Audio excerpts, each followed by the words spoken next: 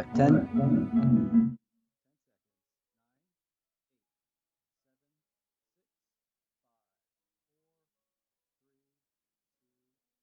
Go ahead. I would like to call to order the May 4th, 2020 Cabarrus County Board of Commissioners work session. Welcome everyone. We once again are meeting virtually. This will be our third virtual meeting, which during the COVID pandemic. I think our meetings have gone extremely well and certainly appreciate everybody being with us tonight. We are being televised as normal again tonight. So I think we've got all our technical issues working and we will move now to the first item on our agenda, which is the approval of the work session agenda. And all of you have a copy of that before you. And at this time, I would entertain a motion to approve the agenda with the changes on page 3. So moved. Second. Okay, I have a motion by Commissioner Honeycutt and a second by Commissioner Kiger. Is there any discussion on that motion? Hearing none, all in favor, please say aye. Aye. All opposed, no.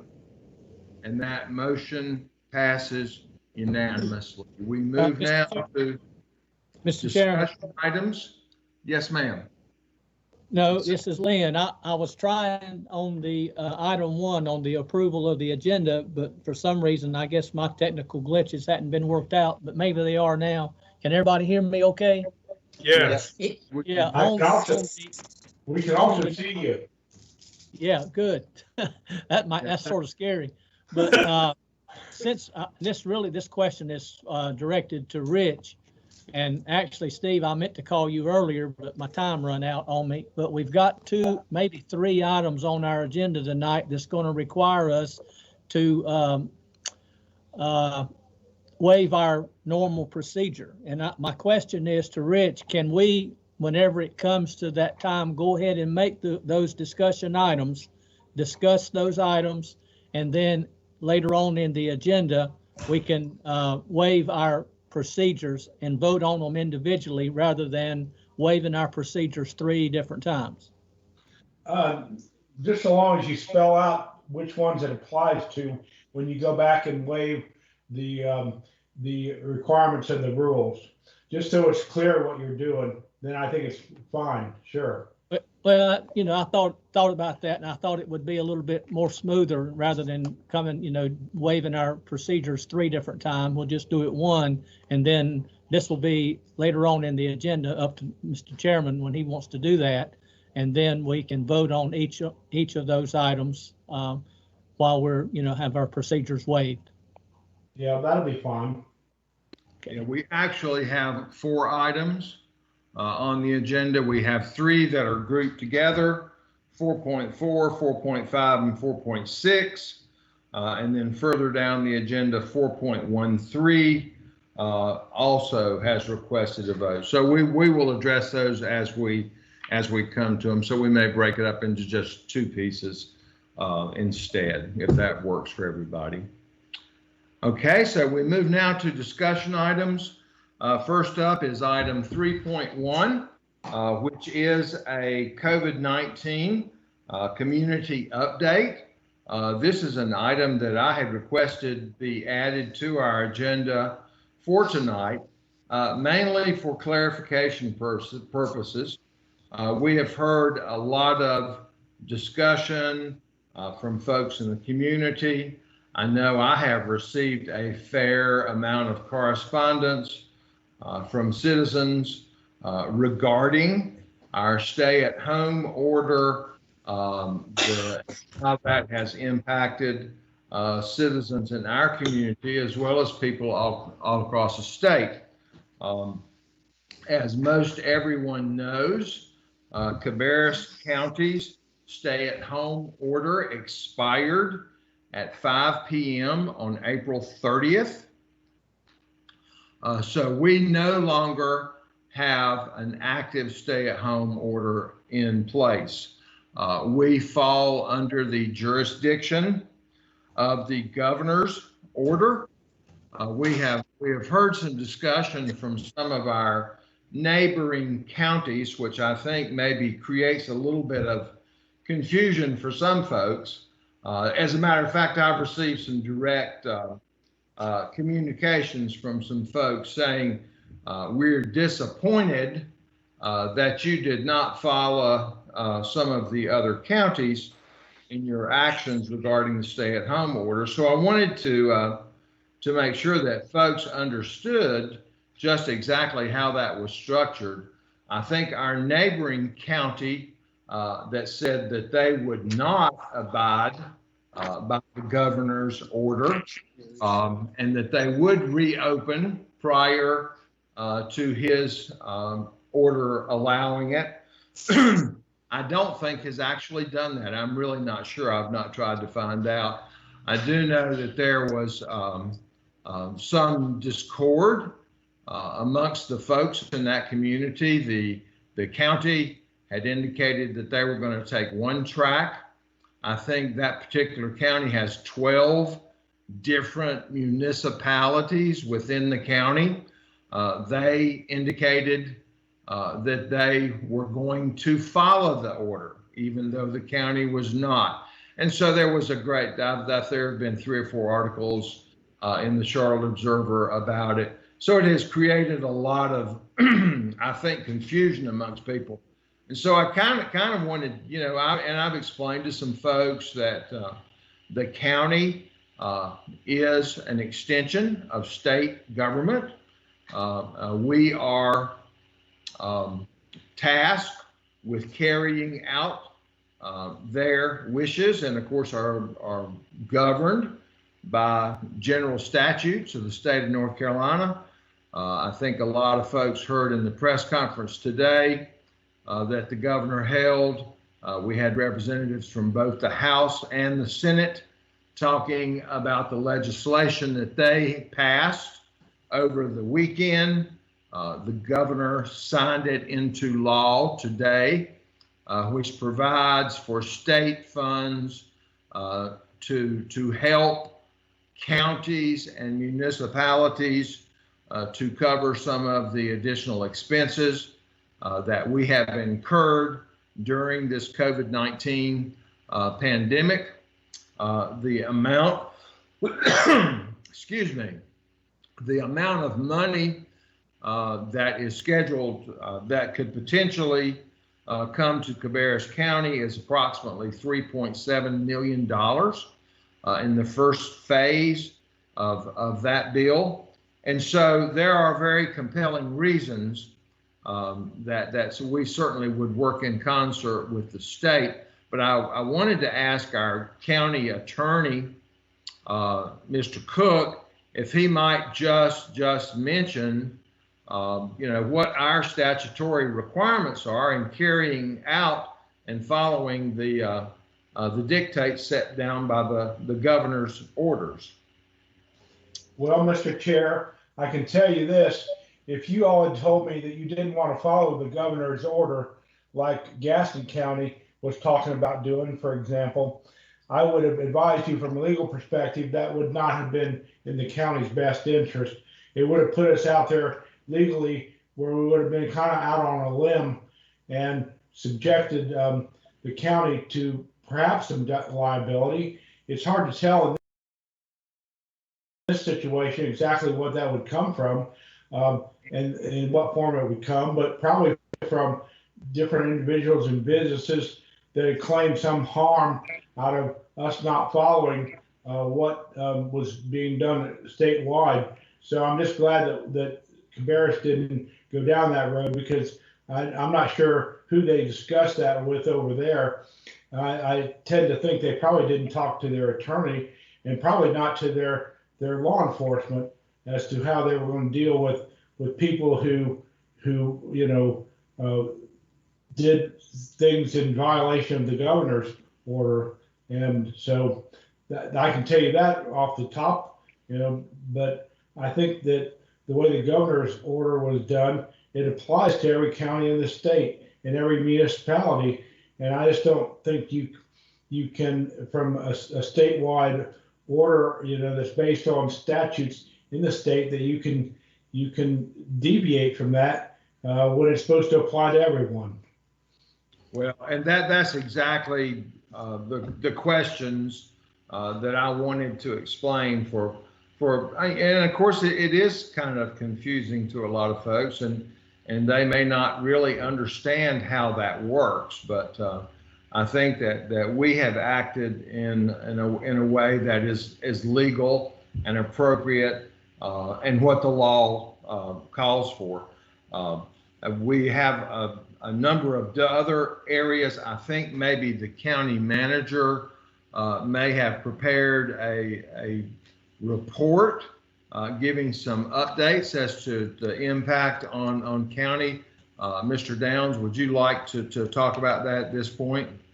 I can give you the report, and I guess Mr. Cook did just to sort of put that in brief terms. I think that counties are allowed to be more strict than the governor, but not less strict. That's correct, Mr. Right. Downs. Okay, that's what I just wanted to clarify that, because that was some of the questions that we were getting as well.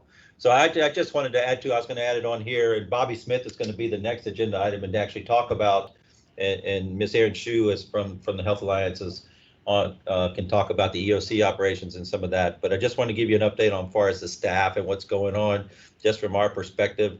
Operations are going on very well, just considering everything that has taken place over the last several weeks. There's been a few.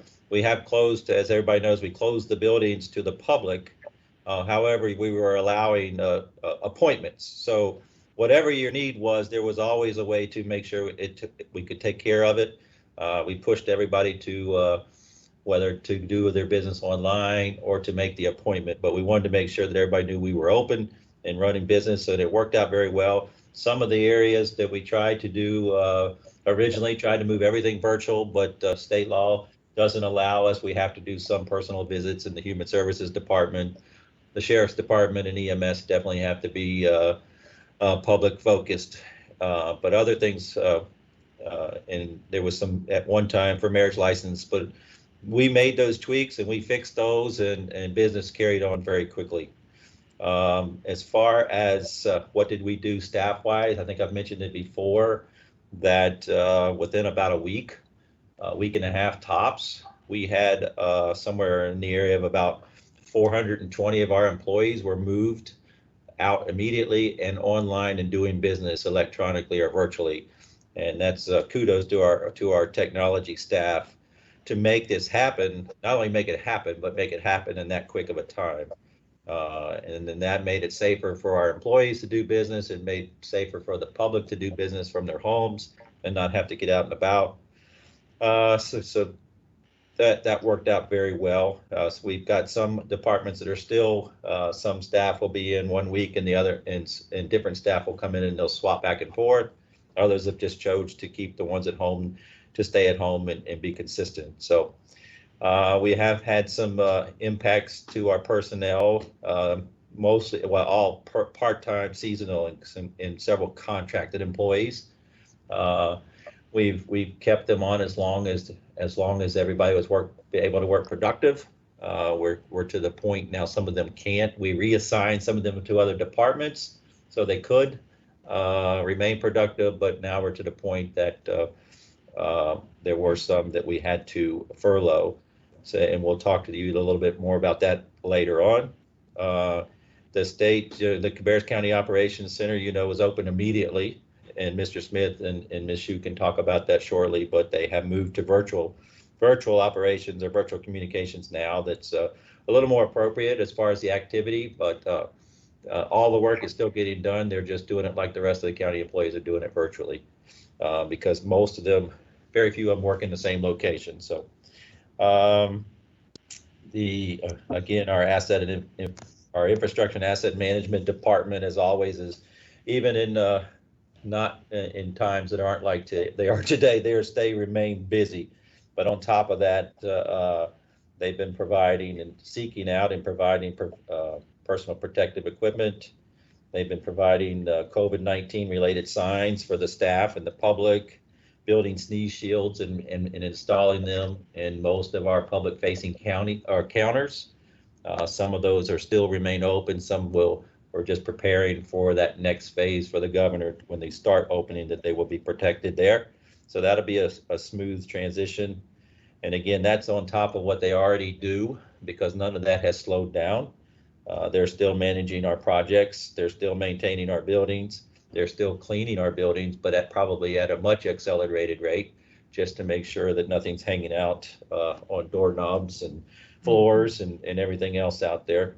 Our public safety departments, EMS, the sheriff, and the fire, again, they continue full speed ahead, just as they always have, just with maybe some different personal protective equipment and some other issues going on, but they are still maintaining their services and have done an excellent job at doing so. Our parks are probably more busy than they have been in quite a while. I was talking to Ms. Strong, our Alps directors, stated that typically in the spring we're running soccer and we're running softball tournaments and everything else, so it's really a big time of the year. We are not doing that right now. There are no tournaments going on. There are no practices going on, but the enrollment is higher than it was last year during this time. So Franklin's Park is hopping, and there are a lot of people taking advantage of that open space out there now, as well as our other parks. Our human services staff, they're some of the ones that we weren't able to make completely virtual or push online, because they do have to make a lot of visits, in-home visits for child welfare and adult protection. So they're still out and about. And then the rest of the staff is split, some in the building, some not in the building. And there are some legally mandated face-to-face appointments with some individuals that they have to do. Our IT department set it up so that they could do that virtually. So they are still having their face-to-face visits in the building.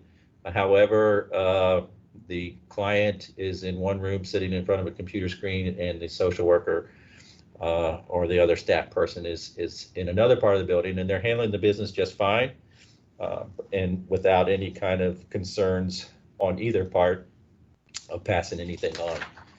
And then just from our staff here in the manager's office, and this is not just me, this is collectively all of us that work through our office. We're participating in bi-weekly leaders calls with all of the mayors and managers in the Health Alliance. We're bi-weekly governor live stream press conferences. We're listening in on all of those. Weekly calls with the National Association of Counties. Those are conference calls nationwide. Weekly calls with the North Carolina Association of County Commissioners, and those are statewide calls. Again, in addition to those leaders calls, the managers have been on the line quite often, most of the time daily, if not more than one time daily. And as Ms. Shue may say later, we have been not only on those leader calls, but we have had constant contact with their office as well as our emergency management director, and making sure that whatever they're doing over there, if they needed assistance from other departments. We're beginning to talk and listen into what we're very interested in what the governor's going to do as he starts to phase in, so that we can react accordingly. So we're already starting to think about that, and hope to give our employees an update or a briefing in the morning as to what those next phases are and what they can expect. We have no definite plans in place, but at least we know about the process, what the process will be. We've also maintained constant communications with Atrium Northeast at their management staff, and I know the Health Alliance has been maintaining it from the physician all the way down to the nursing staff as well. And then finally, we've tried to keep you as the commissioners informed of what we're doing, so that you can respond to questions and provide answers with facts, and then also just to make sure that you're in the loop with all of the decisions that are being made. So with that, I will open it up to any questions. If not, we can bring Bobby on for the next item, and he can just continue on this conversation. Anybody have questions for the county manager? Mr. Chairman, I don't really have any questions, but I do have a comment because I want the viewing audience that's watching in with us to also look at another side of this as far as Cabarrus County going along with the governor's May 8th stay at home and trying to work with our state legislators because we need the state in many ways. And you know, when they're working on their level to try to help us on our level, I think it's, you know, following a good etiquette when we show that we're willing to work with them as well. And a lot of folks don't take that in consideration, say, well, it don't matter, but you know, we try to get elected people that represent Cabarrus County and Raleigh, and the least we can do is work with them. And I think that everybody to this point has done an excellent job. Everybody has, you know, Mike from your office right on down to Bobby Smith, and everyone has worked so hard, you know, and Aaron at the Health Alliance to try to keep our people safe. And a lot of people throw me emails and start biting on me, you know, wanting to know why we didn't fall in line with some of the rest of them and saying that we were followers and not leaders. Well, you know, I disagree with those things. I think that we have collectively put our heads together and made some very good decisions on behalf of Cabarrus County. And I think less people die because of it. But the point I wanted to make is we need the state, you know, even like, I think, Chairman, you said that we may potentially get $3.7 million from the state to help us with our expenses that have incurred because of COVID-19. But it needs, I think we need to be in good standing. And, you know, they may take a little harder look at that if, you know, it might be 2.7 million or even less, you know, because we were non-compliant. And I'm just glad that we are compliant and that we're all looking out for each other and trying to make this better for everybody that's involved. And surely it's going to get better as time rolls on. But that's all I had to say. I just wanted to throw that out because I wanted people to know about our relationship with our state legislatures and how all that works. Thank you, Mr. Chairman.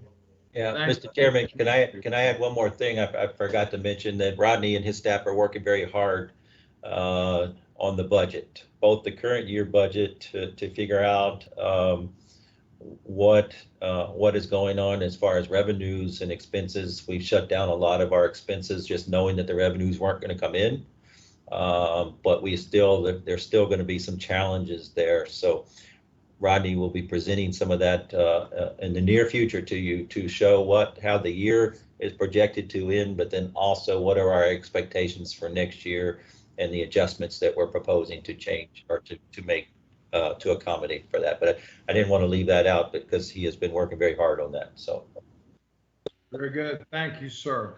One other thing that I would point out, I think I mentioned in some of the other counties, there was some disagreement between county government and the municipalities as to how they would proceed.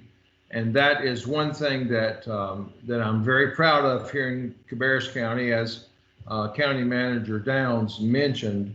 All of the decisions that we have made during this process regarding initially issuing our stay-at-home order as well as allowing it to expire have been made with full discussion of all of the municipalities in the county, along with the county as well.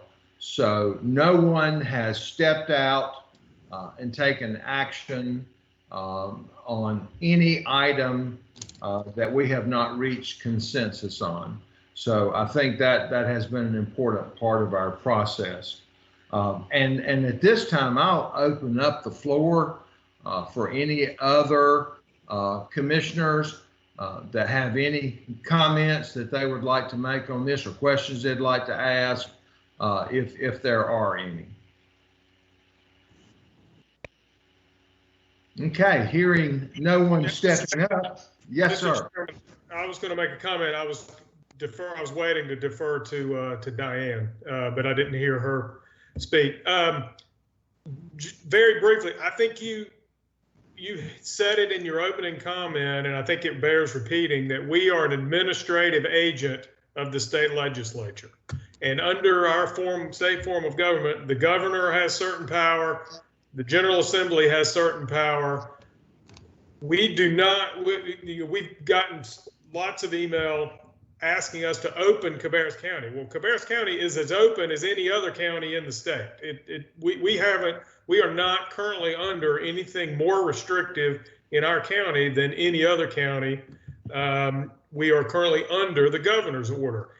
The great American tradition of bringing grievances to your government is alive and well and does not end in a pandemic. But in this particular case, that petition needs to be made directly to the governor and to the General Assembly, to your legislators. And so I think that's where pressure can be brought. If for some reason the reopen or the phasing seems too long or too slow, or whatever the criticism may be of the policy that's in place, we don't have the authority to do anything about it. We maybe could sign a proclamation stating an opinion, but we certainly don't have the legal authority to tell law enforcement to stand down and not enforce something that the governor has put in place. So I just wanted to reiterate what you had correctly stated, was that our role as an administrative agent puts us on certain legal ground of things that we can and required to do, and certain things that we cannot. And in this particular case, if pressure needs to be brought to bear, it needs to go through our local elected representatives in Raleigh and to the governor directly. Yes. Yeah, I guess one more to add to that, Commissioner Kiger, is if you are a local, if you're listening and you're a local business and you have not yet been given the designation as essential, whether it's under the plan, there are opportunities for you to contact directly the North Carolina Department of Revenue and explain your business, why you think it's essential, and then they will most likely, I think the turnaround time now on that is 48 hours. So there are options out there that you can appeal or at least ask for that designation. So reach out to the North Carolina Department of Revenue and talk to someone about designating your business or your office as essential. Great. Thank you for bringing that up. And I think if you look at the press release on our website, which explained the expiration of our local stay-at-home order, I believe there are links there directly to the North Carolina Department of Revenue that will take you exactly to the place that you need to be to fill out that request. And certainly anybody at the county offices would be happy to assist you should you have any difficulty in that regard. Are there any other comments before we move on to a report from regarding our COVID-19 actions from our Emergency Management and Health Alliance folks? Hearing no one, I'm going to move now to item 3.2. We are happy to have both Bobby Smith from Emergency Management, as well as Aaron Shue from the Cabarrus Health Alliance, and I will turn the floor over to them. Bobby. Thank you, Mr. Chairman, and good afternoon, everyone. Mr. Downs had asked me to prepare a report for you today on our expenditures to date from our emergency response accounts, and also looking at any future funding needs. And I'll give a little bit of background on our actions and activities to date. Early on, as our great partners at Cabarrus Health Alliance launched their actions in response to this situation, they opened their public health command center, and we placed a couple of our folks up there working with them. Our primary function there was to assist them in anything they needed. to do their job and also start working on resources.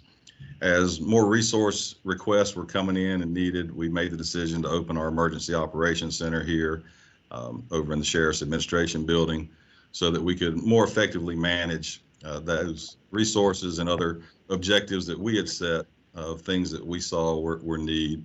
Of many of those things were sheltering needs that we would need, as we're going to discuss in a few minutes, on non-congregate sheltering, as people are needing to isolate or being quarantined. Not everyone has a home or a safe place, or they may be traveling through. So we needed locations where up to 14 days those people could be placed under those isolation and quarantine orders, and also provided for during that time period. So we started working on those plans here at the Emergency Operations Center, along with obtaining our personal protective equipment. We've all heard the stories of how rare and sparse some of those supplies are, and I can tell you firsthand that they are. It's been quite interesting trying to acquire all that we needed on those areas of what we needed. We also are working with other community sheltering plans.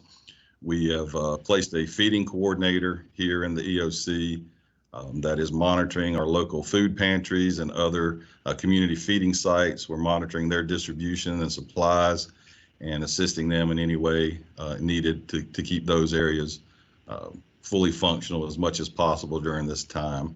So as we began working on these plans, we activated here in the Emergency Operations Center, brought probably half the team in that we normally bring, because again, we want to be respectful of the social distancing and keeping those practices in place here.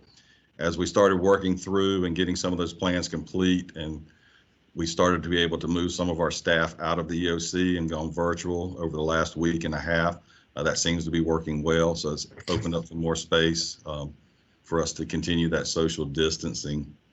So the plans, again, we've been working on primarily are the non-congregate sheltering, as I stated, so that people have a place that they can isolate and quarantine that may not have, and the personal protective. And I think can you still hear me? I think the video went out. I can hear you, but your video went away. Okay, there we go. There you are. Well, and there I went again.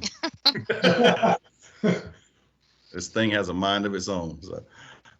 So again, the personal protective equipment and the non-congregate sheltering are two of the main projects we are continuing to work on, and will be continuing to work on for a while through this event. And if I could call your attention to the attachment on the agenda, I'll get into some of the funding and the expenses to date. Now, again, this is just out of our emergency response account. At this point, this is not inclusive of salaries, overtime, other things. This is strictly just what's come out of the emergency response account to date. And you can see our EOC costs have run around $4,500, and that's for supplies and feeding of the personnel in the EOC. And then as you look at our non-congregate sheltering, again, that's for individuals that don't have a place to go for whatever reason. So you can see we've spent $15,300 so far on those efforts. The personal protective equipment, we've spent $20,000 so far there, which is, we have procured and received and actually distributed over 20,000 pieces of personal protective equipment so far. We've done that with our partners locally here, the Health Alliance, and with our state partners, the State Emergency Management, and our regional partners to do that. And we have some. Hey, yes, go ahead. I'm sorry. It's Diane. Can I ask you, how much does that, do you have an idea of the time length that this will get you through? Any projections or anything for that 20,000 or where you are now? Yes, we have some. We're monitoring 7 types of the personal protection equipment. Now we get, a lot more than that, but we're actually monitoring 7 types for that 30-day supply. Those are the main ones and fall in line with what the state is monitoring. We're low in 2 categories of those supplies, which puts us under 30 days. And then we're critical in 1 category of those supplies, which we have very limited. We should have some of that coming in this week. We were able to source some next week, so we hope to have that. So I think it would put us back into the low in just 2 categories, and we should be okay 30 days in the other categories if we get those shipments in this week. Thank you. So again, we put that equipment out. You can see some sheriff office expenses that came out of this account. Some of that, as you see, is broken out as PPE. The other is some sanitizer and things used in their response and also in the jail operations. So to date, we're looking, again, this is just supplies and equipment, and those costs out of that account is around $45,000 is where we're at right now, just on those. Looking at the future, Mr. Downs had asked me to kind of look and see what we might think the future may look like. I think we could see probably similar costs moving forward for a little while. Aaron may can chime in and give a better look in her crystal ball about how far out. Mine's a little fuzzy right now, but definitely the sheltering costs are going to continue to be there, even whether we use it or not, just because we have to secure the facilities to do that in. And I would expect there might be a little bit of increase there, just as we do get into the opening phases. Some of the locations we may be using may not be as available, so those costs may go up for us. But I would expect that we would see about the same monthly costs for sheltering right now as we've been experiencing. Personal protective equipment, I think, again, looking at what we have, that cost should maybe go down for just a little while. And then just depending on where we're at on out, we could see spending about the same on that. But that's about all I had for a brief update. If I could entertain any questions, or go ahead and turn it over to Aaron and we could do questions at the end together.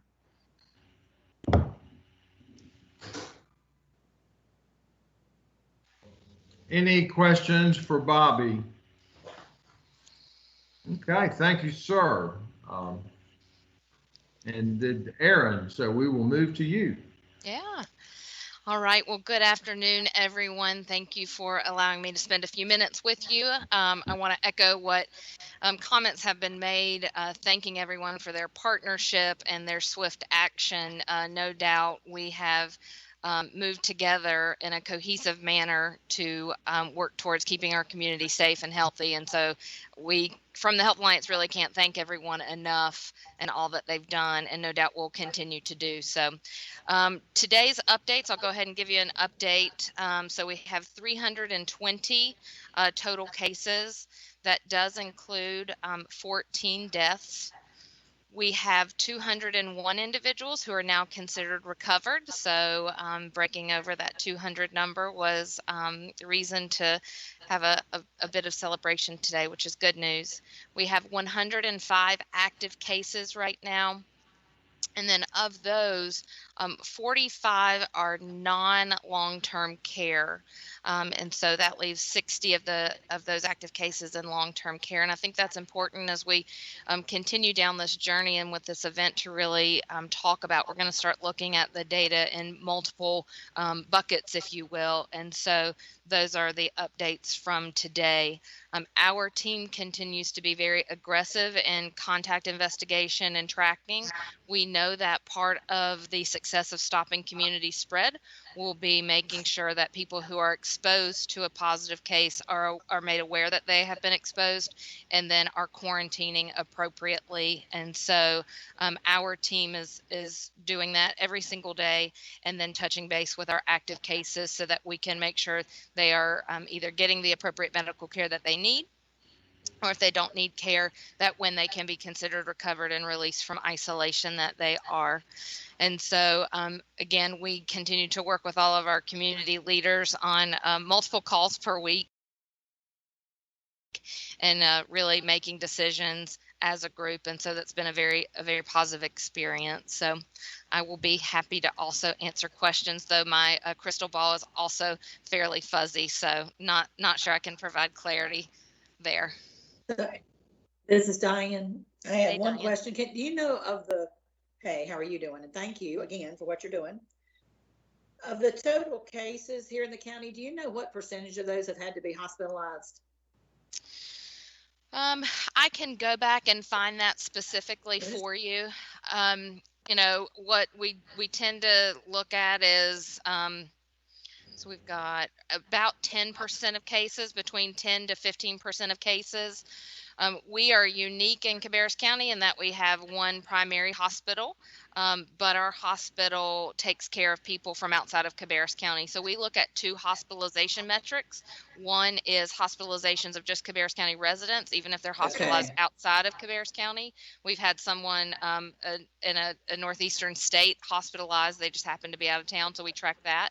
But then we also track our local hospitals hospitalizations where they may be taking care of residents from other counties as well. So we look at both of those, but anywhere between 10 and 15% of cases are hospitalized. But I'll go back and double check that, but I feel really confident about that.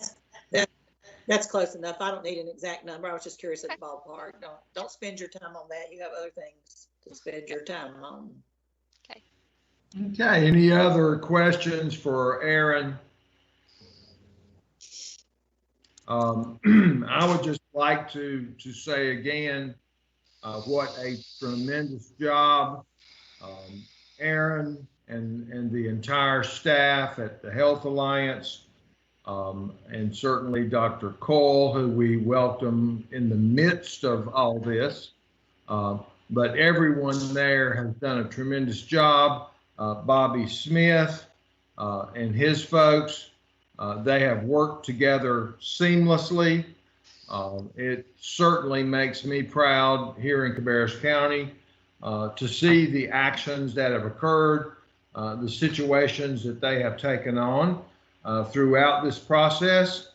They have been asked to make some very difficult decisions, and they have done so judiciously and with knowledge. I think with the primary objective throughout this entire process has been the health and safety of the citizens of Cabarrus County. And certainly that should be at the forefront. We talk about our health department, or I think when we think about them, we think about well inspections and septic tank inspections and restaurant inspections and all sorts of things that they're involved in all the time. But these folks are highly trained individuals who look at these scenarios like the one that we're currently experiencing and talk about, well, what would happen if we found ourselves in a pandemic situation. And I think the rest of us kind of think, well, that's never going to happen.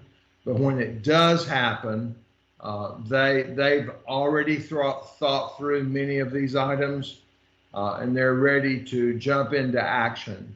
So we are extremely fortunate to have all of you, and certainly appreciate what you are continuing to do, and your guidance to those we elected officials has been invaluable.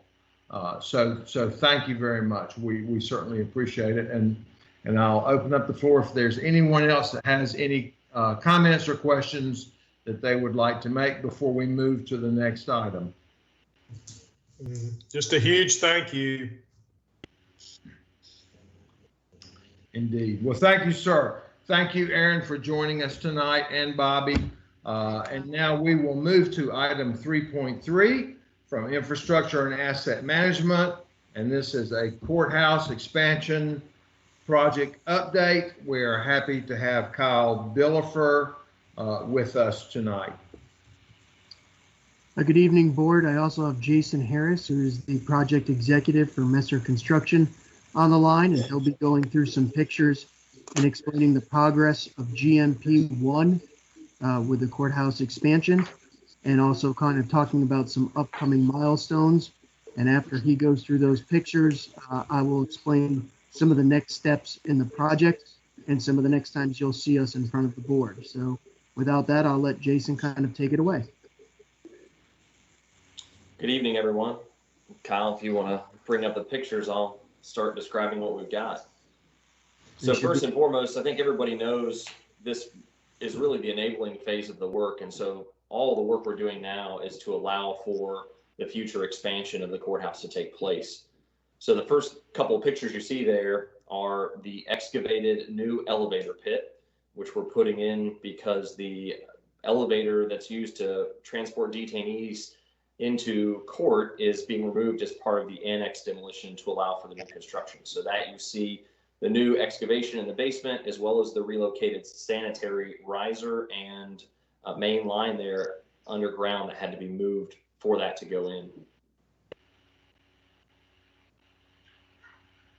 The next picture you see here is kind of a unique one. We have to build a couple of masonry pilasters in the corner of the existing courthouse.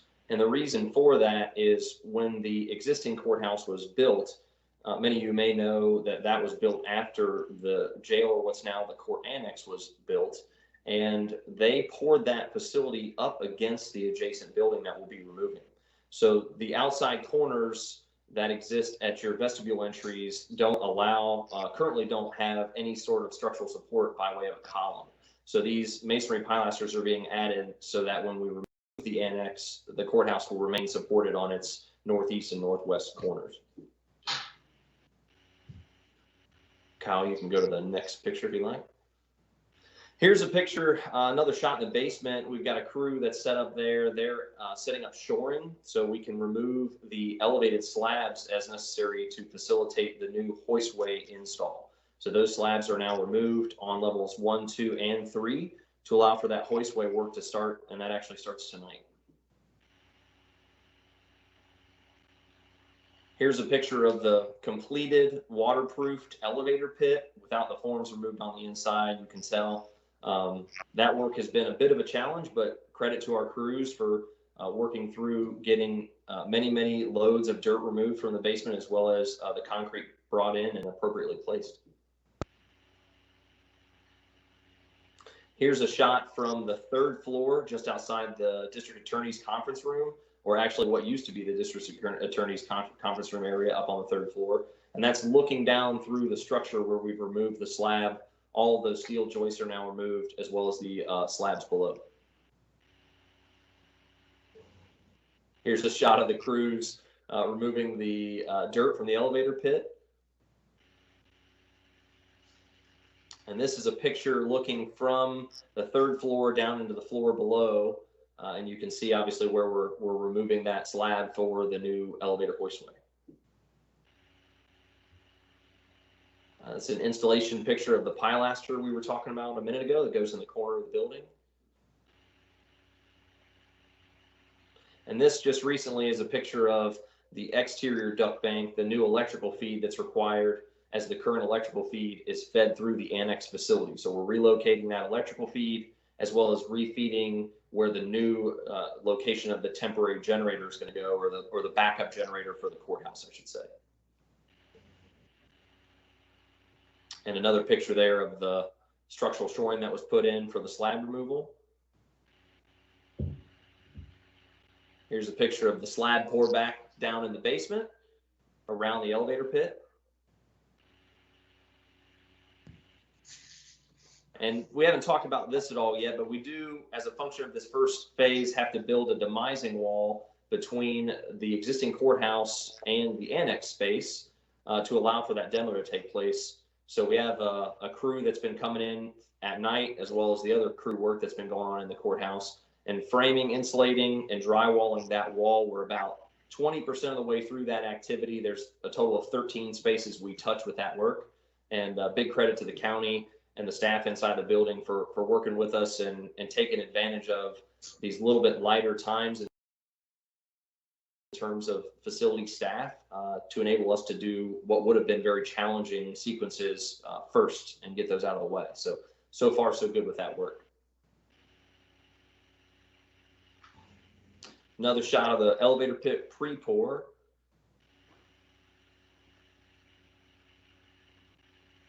And that's it for the pictures. And Jason kind of touched on it. So as we start to go through, he's only through a couple phases of that actual demising or party wall. That is interrupting different folks in that building, whether it be their office space or back of the house space. So we've continued to move them. So IAM goes in and works for the actual courthouse staff. We relocate them, we build the wall, and then we move them back in. So there's been a lot of coordination behind the scenes to make all this happen. And I just kind of wanted you to see the intricacies and the detail of GMP1, as we had discussed that being an enabling project. I think it's a little bit misleading because you can't see the construction taking place on the outside of the facility, but it has been very intensive on both the county staff, the courthouse staff, and Messer staff to coordinate this. In the next few months, you will get another update from me, and I will also be coming to the board in July with a GMP 1.5. So when we initially discussed the project in schematic design in terms of budgeting, we discussed 3 GMPs, GMP 1, 2, and 3. And obviously GMP 2 represents the new large courthouse, the 240,000 square foot building. After a lot of discussions with the design team and Messer, we've decided that coming up with a GMP 1.5 to basically facilitate and lock the deep and shallow foundations budget-wise in terms of the bid package would behoove both the county and Messer Construction. This will not increase the total cost of the entire project. This is decreasing the amount of the value of GMP2. So we will be coming in front of the board in July to add GMP 1.5 to the existing contract, just as we did with GMP 1, to be able to buy out those packages early. I wanted to take this opportunity in our update to kind of give the board an understanding of that. Jason and his team and the design team and myself have been working on GMP 1.5 for the past 3 months, but until we wanted to make sure that it could be fruitful, we were going to need to do that. And that need has now been realized. So I wanted to make the board aware of that. And I'll leave it up for questions. Questions for Jason or Kyle? That certainly was very, very helpful to see those photographs and see all the things that are going on behind the scenes. I think would be very enlightening for all of us and the public as well. You guys have been doing a lot of work that we didn't realize. So it's looking great. And so thank you for that update. Are there any other questions for Kyle or for Jason? All right. Thank you, gentlemen. We appreciate it very much. Thank you. We move now to item 3.4. And that is our innovation and technology report. And we're happy to have Debbie Brannon to lead us through that process. Good afternoon. For today's innovation report, we're going to continue the theme on COVID-19. Our Employee Digital Book Club this month focuses on helping employees stay resilient during disruption. Ongoing chronic stress can cause serious health problems, and a national study by the Mental Health Association suggests that stress cost the U.S. employers an estimated $500 billion in lost productivity annually. In May, I am inviting employees to join me in a 21-day journey to build gratitude skills that can be a source of resilience to help us manage stress and get through the disruptions in our lives caused by this COVID-19 pandemic.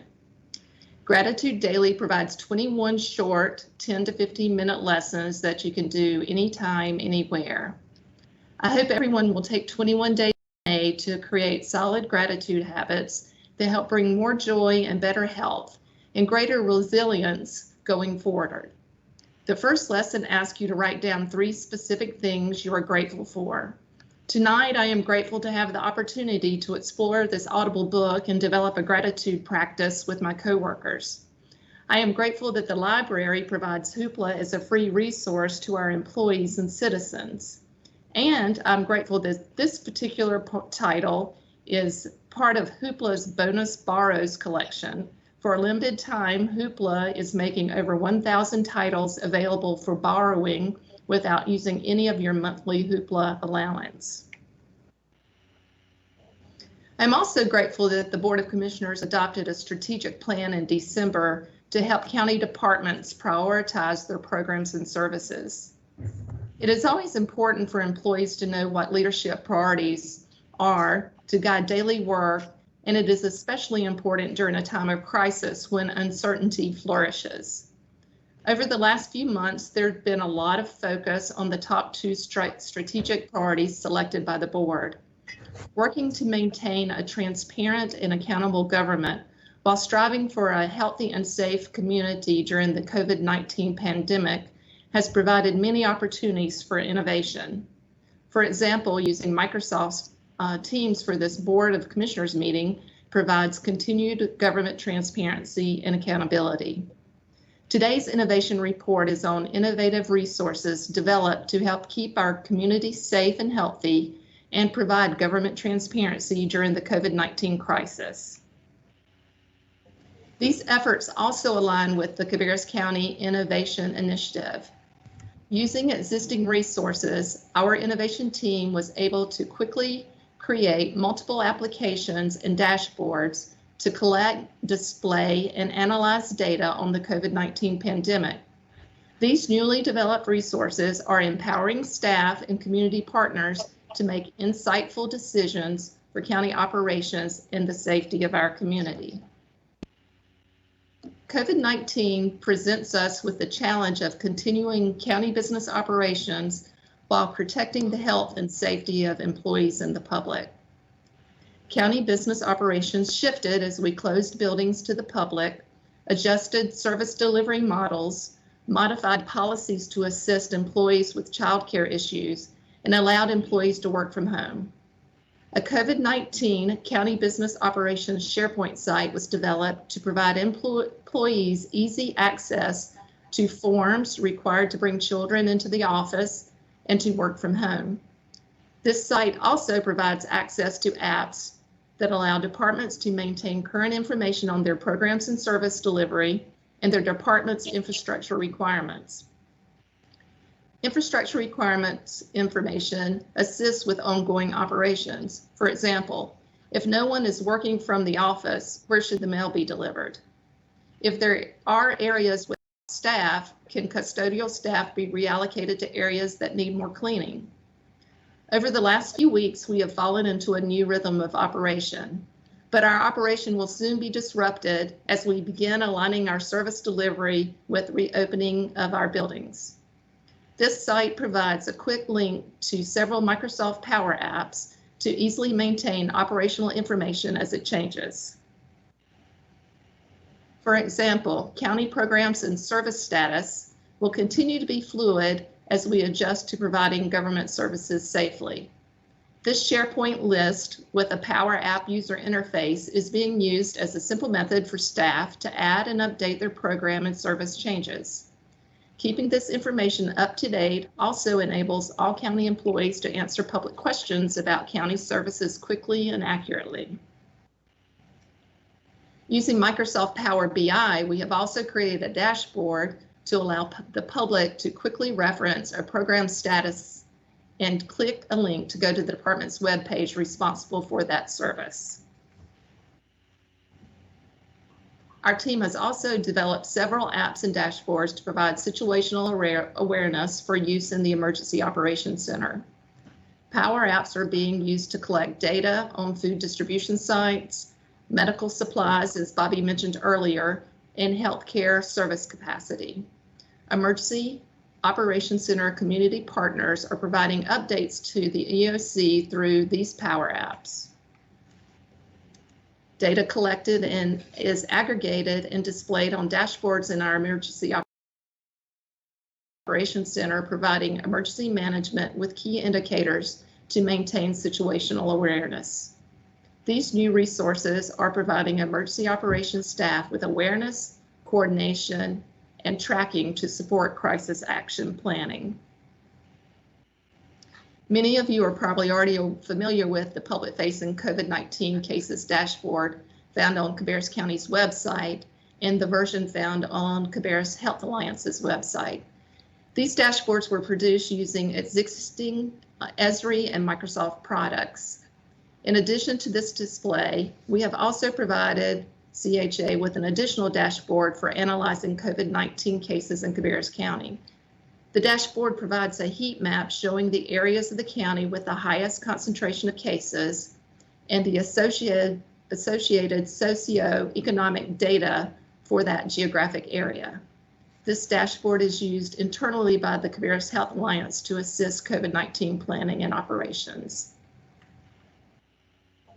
I'll wrap up my presentation with 3 more things I'm grateful for. I'm grateful we have existing technology resources to create innovative responses to the challenges presented by this pandemic. I'm grateful for the knowledge, ingenuity, and collaboration exhibited by county staff and our community partners in response to the COVID-19 crisis. And I'm grateful we can provide tools to help leaders make insightful decisions for continuing county operations and the safety of our community. Thanks. Thank you, Debbie. And I'll open up the floor for any questions if anyone has for Debbie. Obviously, being prepared to deal with these situations has been a huge asset for the citizens of Cabarrus County and the operation of Cabarrus County government. So thank you very much for what all of you folks are doing. Any other comments? Okay, hearing none, we will, yes, did I hear someone? No, I just said thank you. Okay, thank you. Okay, we move now to discussion items for action. First one is item 4.1, which is appointments to boards and committees. You all have received a report of those openings and the status of the recommendations and applications. Does anyone have any questions or comments regarding those appointments? Okay, hearing none, we will move to, yes, go ahead. Okay, I thought I heard someone there. All right, we will move to item 4.2. That is an item for the reappointment of the Cabarrus County Tax Administrator. You also have information for that in your agenda. David Thrift was appointed Tax Administrator by the Board of County Commissioners for a term ending June 30th, 2020. North Carolina General Statute 105-294 provides for the reappointment of the county assessor to a term of not less than 2 or more than 4 years. North Carolina General Statute 105-349 provides for concurrent appointment of a tax collector. Mr. Thrift meets the requirements of this position and is recommended for a 4-year appointment. So the requested action for us would be to reappoint Michael David Thrift to a 4-year term as county assessor and tax collector for Cabarrus County beginning July 1st, 2020 and ending June 30th, 2024. So that will go on our regular meeting agenda unless anyone has any adjustments or discussion they would like to enter in regards to that item. And certainly welcome any if the county manager has any comments he'd like to make as well. Okay, hearing none, we will move. I was just going to say to the commissioners, I think just from the daily operations, David has taken over the lead in the tax administration departments, which is not just there's multiple departments, including tax collection and our land records department, as well as tax administration. He's done an excellent job. He's been a good mentor to some of those within the system, they're already within the department that have moved up over the last year, and they've all done a good job. He's kept me informed of the entire process of the revaluation process and looking at and tracking that. They've been well above or well ahead of their schedule for most of that. And again, he's able to relate to his employees. He's able to relate to me and explain it in a way that sometimes is very technical, and then also to the public itself. So I think I highly recommend David to be appointed. So. Thank you, sir. Yes, ma'am. County manager, David. I was a little slow to speak, but I was just going to commend David. I think he's done a great job. And through this whole revaluation and then leading up to that, several questions I've had throughout the time has been very responsive. And as Mike says, can talk in a way that I get it and understand it well. So I would say thank you, David, for what you're doing, and look forward to working with you in the future. Great. Thank you. Any other comments or questions? Okay, hearing none, we will move to item 4.4. The next three items on our agenda are those that were mentioned earlier in the meeting that we are requested to take action on tonight. So unless there is disagreement on the board, we will go ahead and address each of those three items individually. Upon conclusion of the third item, then I will entertain a motion to suspend the rules, and then we can vote on each one of those individuals, if that is agreeable to everyone. So we will begin with item 4.4. It is a resolution regarding condemnation of property. I will turn the floor over to County Attorney Rich Cook for a discussion of that at this point. Yes, thank you, Mr. Chairman. Excuse me. What you have before you is a resolution on something that you voted on at your March 20th meeting. And we decided that we'd like to have a separate document from the minutes to reflect that vote. And that's what's contained in the resolution. So that's the reason to have it come up again tonight, even though you've already voted on everything that's in that resolution. The letter that we talked about at the March 20th meeting the letter notice has been sent to the property owner on this. And that went out the next day after the meeting. So that's been done. That's all that's been done. But you've all gotten some correspondence directly concerning this from the attorney representing the property owner. And we've actually, from the county's perspective, we've been waiting on a proposal on how to settle this whole matter, and we haven't gotten that from them. So despite what you may receive in email or otherwise from them, from our perspective, we've given them everything that we have, and we've been waiting on them to tell us what they want so we can try to resolve the matter if we can. Jonathan, of course, has been on the point handling this, and he's been working on it for not quite a year and a half, ever since it first came up, that Means Avenue was going to be closed. And he's putting together a packet that has all the documents that have been involved in this, that have been provided to the property owner, as well as a list of all the meetings. And we will send that to you tomorrow. So you will have that since you're getting documentation from the property owner directly. So that's basically the situation. It really hasn't changed since you voted on it in March, except we did send the letter out, the notice we have to under the statutes, and that's been done. That's all that's been done up to this point. So as the chairman said, we'd like for you to go ahead and vote on this resolution today so we can have it in place and we can use it if we need it in the future in these proceedings if it goes that far. But that's basically where we are with that matter at this point. Right. Thank you, sir.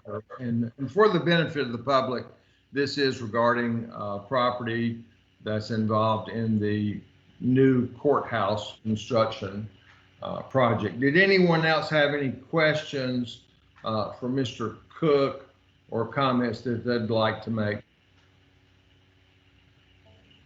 Okay, hearing none, I did realize that in moving down our agenda, I skipped over item 4.3, which we will go back and address at this point. That is a resolution amending the Board of Commissioners 2020 meeting schedule. I apologize that I skipped over that one. That involves the rescheduling or actually the canceling of a public hearing for the fiscal year 21 budget. I think that we had taken some steps to include some additional opportunities for public hearing on our budget this year, as we have been involved in the COVID-19 situation, and obviously our budget process has been somewhat disrupted. Then we feel the need to make that change. Does anyone on staff have any comments they'd like to make, or did I address that appropriately? Okay, undoubtedly I did. So now that we have covered that item, 4. Yeah, I think so, Mr. Chairman. Lauren, have you got any issues? No, sir. It was originally scheduled for June 1st, and you are correct with the COVID-19 going on. We decided to move that back, and it would be like it has been in the past. We were just taking extra steps to get more public input. Right. Thank you both. Okay, we will move now to item 4.5. This is the second of the 3 items that I mentioned earlier that we will be requested to take action on tonight. This comes from the Centralina Workforce Development. This is an agreement and resolution approving the Articles of Association and Agreement for the Centralina Workforce Development Consortium. I think this is one of their requirements, that each of the governing bodies that is involved in that organization has to approve and ratify, actually in each of the 7 counties in the consortium. So this is our opportunity to read that. Does anyone have any questions or comments regarding this document that you have before you? Okay, hearing none, we will move now to item 4.6, which is from the county manager. This is approval of funding for Hickory Ridge Elementary school road improvement. We are happy to have Jonathan Marshall and Susan Fearington to talk with us about that item. Thank you, Mr. Chairman. In addition, Brian Cohn and Kelly Klutz with the schools are available for questions and to give you some information. You have quite a bit of history with this. The initial traffic impact analysis was done for the new Hickory Ridge Elementary School, and the recommended improvement was a traffic circle in front of that school, and we moved forward with that.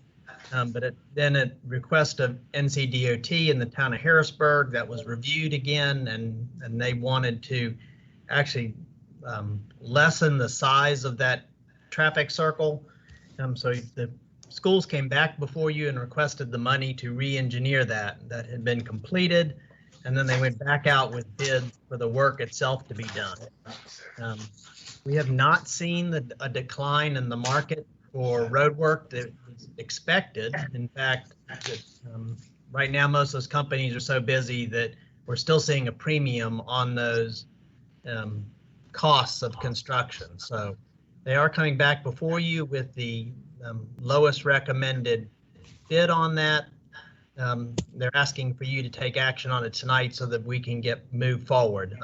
Ms. Farrington can answer the questions as to where the money is coming from, but it's both the original budget as well as some of that contractor sales tax and contingency money. Okay, any questions for Jonathan? This is an item that we've discussed multiple times over quite a few months, I think.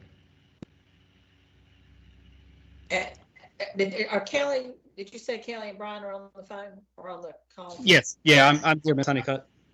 I'm here too. So, okay. I've heard the conversations throughout. Do you feel like that this proposal and this way is going to work okay for you guys, or is it? I guess that's not a good question to ask now, but just curious of where you're at with the functionality of it. Yeah, I'll speak to that, Ms. Honeycutt. We're much maybe much is a bit strong. We feel confident it's going to work. We continue to have that dialogue with DOT, and they assure us that these types of mini roundabout designs will function and serve the intended purpose. Now, speaking long term to the development along Hickory Ridge Road south of where we are, and if that continues to progress, I don't know that I feel as confident in that statement from DOT when that all happens, but that could be a ways down the road. But again, we've been back and forth with Mark Morgan and Jeff Burleson at the district level with DOT on numerous occasions, and they said, they feel confident that what MSTA and congestion management have provided us in terms of a recommendation for this design and what we ended up with will work as it is intended. And if for some reason it doesn't, do you have any recourse? Well, we certainly can always at that point go back to DOT and show them, firsthand of any issues that we are seeing as it affects our functionality at the school level itself. And then at that point, it would be on them to, whether it was with spot mobility funds available, it would be on them to come and help make some remedies to any of the issues at hand. Okay, great. Thank you. Mm-hmm. So go ahead. Okay. In reference to the amount requested there was a little note there that said this was a DOT reimbursable expense. Is it the part that's reimbursable? Is that the 323,000, or what are we looking at for reimbursable? Actually, the entire cost of this improvement is supposed to be reimbursable by the town of Harrisburg and DOT through statute. Now, that said, they had indicated that during this process that they would only reimburse a certain amount, but we don't believe the statute gives them that leeway.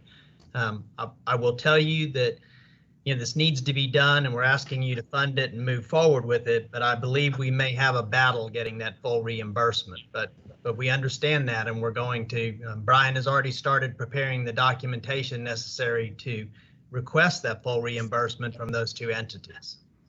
Okay, good. Thank you, Jonathan. So Brian, just out of curiosity, whose number is the 600,000? The 600 is what's in the allowance on the contract currently with Leitner Construction. Right, but when we let the contract, who set the allowance amount? We set the allowance amount based on an asymmetrical widening. I'm going to say it must have probably been 2017 was when we initially started implementing, the budget for what we anticipated the cost for construction being on the project. So we had talked with DOT at that time, prior to having any of the TIA information available to us. They felt comfortable with an asymmetrical widening in that curve, extending out one lane, creating some deceleration lanes, and that was going to be the extent of the improvements required. Well, as you go through that process, the way the traffic impact analysis is handled in Harrisburg is that is done through the town of Harrisburg, not through the developer, which would have been us. So we funded that process by paying Harrisburg to do the traffic impact analysis, and it came back with the design of the roundabout and several other improvements off-site as well. Obviously, the history from there. We had a rather large roundabout, an excessive in cost. Everybody saw that and felt very uncomfortable with how large that was and the impact it was having financially, coupled with the legislation and what was put in place from the reimbursement standpoint. So that's when we came back before you and asked for a shifting of funds to redesign it to the smaller roundabout, which is where we are at now. Okay, well, and that's a good summation, and that's what I was getting, because just on the surface, you look and you say, well, the 600, you missed it by more than half.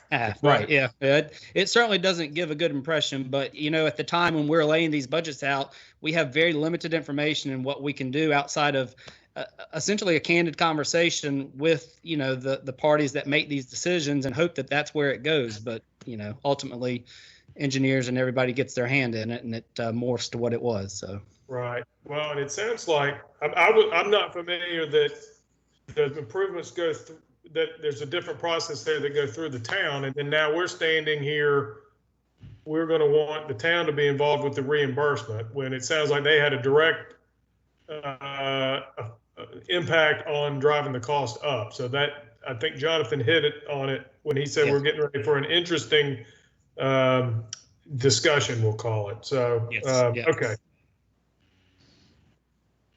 That's all I have, Mr. Chairman. Thank you, sir. Any other questions for Susan, Brian, Kelly, or Jonathan? We've been talking about this quite a while. I was just trying to remember how long ago it has been since we had the groundbreaking for the school out there, but it's been a couple years. I bet Brian Cohn probably remembers the date. It was April of 2018, Mr. Morris. Yeah. So exactly 2 years ago, or a little over 2 years ago. Yeah. Okay. Any other questions or comments on this matter? Okay. Hearing none, we're going to go back now and address all three of these items. So at this time, I would entertain a motion. Mr. Chairman. Yes, sir. Excuse me for interrupting. You have another one that needs to be voted on tonight as well. I propose to do that one separately since we have several other items in between. Okay. All right. Sorry for the interruption. No problem. Yeah, it's too complicated for me to remember that far down the page. Okay. Yeah. So at this time, I will entertain a motion to suspend the rules to take action or take a vote on each of these three items. I'll make the motion, Mr. Chairman. Okay, I have a motion to suspend the rules by Commissioner Shue, a second from Commissioner Honeycutt. Is there any discussion? Okay, hearing none. All in favor, please say aye. Aye. All opposed, please say no. That motion passes unanimously. And we will first address item 4.4, which is the resolution regarding condemnation of property that we have previously discussed. Do I hear a motion from the board regarding that item? Yeah, let's get the wording right. Mr. Chairman, go ahead, Lynn. Yeah, I'll make the motion that we approve that proclamation. I don't have it in front of me, but you read it out. Right. Okay. We have a motion on the floor to approve the resolution regarding condemnation of property as addressed in item 4.4. Do I hear a second? Second. Okay. We have a motion by Commissioner Shue, a second by Commissioner Kiger. Is there any discussion on this item? Hearing none, all in favor, please say aye. Aye. All opposed, please say no.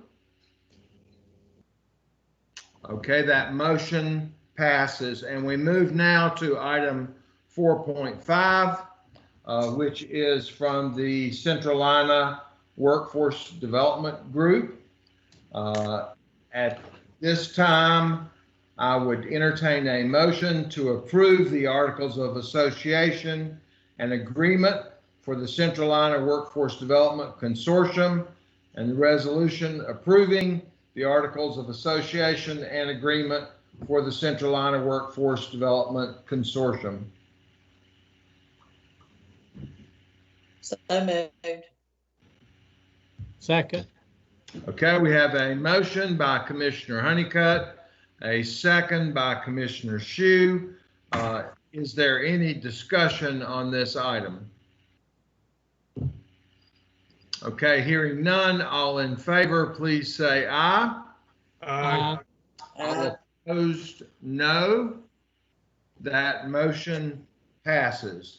And we'll move to item 4.6, and this is regarding approval of the funding for Hickory Ridge Elementary School road improvements that we just discussed. So at this time, I would entertain a motion to approve the funding for the Hickory Ridge Elementary School improvements and authorize the finance director to prepare the associated budget amendment and project ordinances. So moved. Okay, we have a motion by Commissioner Kiger. Do I hear a second? I'll second the motion, Mr. Chairman. Second. Okay, second by Commissioner Shue. Is there any discussion? Okay, hearing none, all in favor, please say aye. All opposed, no. Okay, that motion passes. We will move now to item 7 from Department of Human Services, Transportation Resolution Update. We are happy to have Bob Bushy Hodges with us to talk about that item.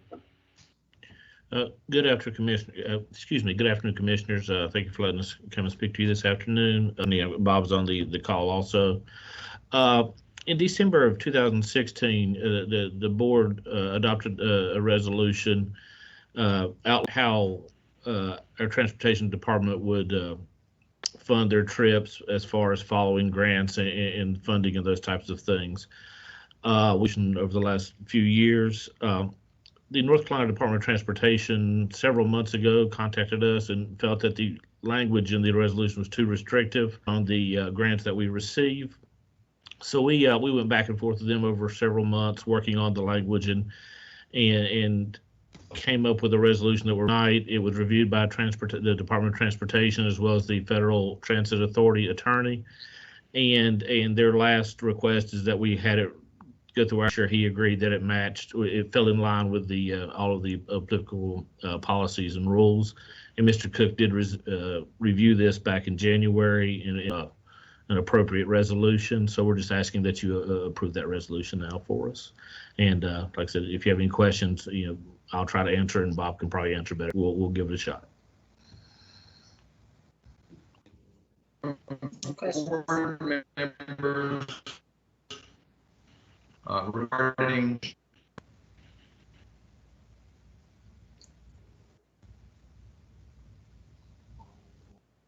it has certainly been my experience. Changes within that department as to the way they like to hear things said is not uncommon. Yes, sir. So this is probably normal course. Okay, so are there any other questions or comments? Hearing none, we will move now to item 4.8. Thank you, Anthony. Thank you, sir. Yes, sir. From Emergency Management, Cabarrus, Stanley, Union, Regional, Hazard Mitigation Adoption, and we are happy to have Jason Burnett to talk with us about that.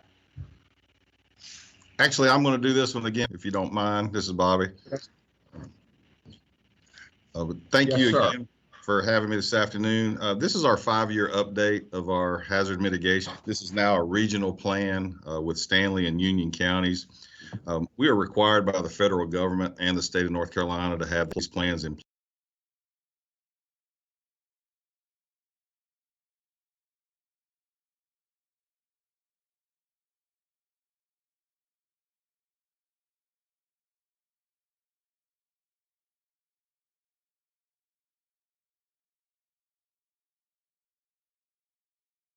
place. To remain eligible for mitigation grant funding and also post-disaster federal and state funding.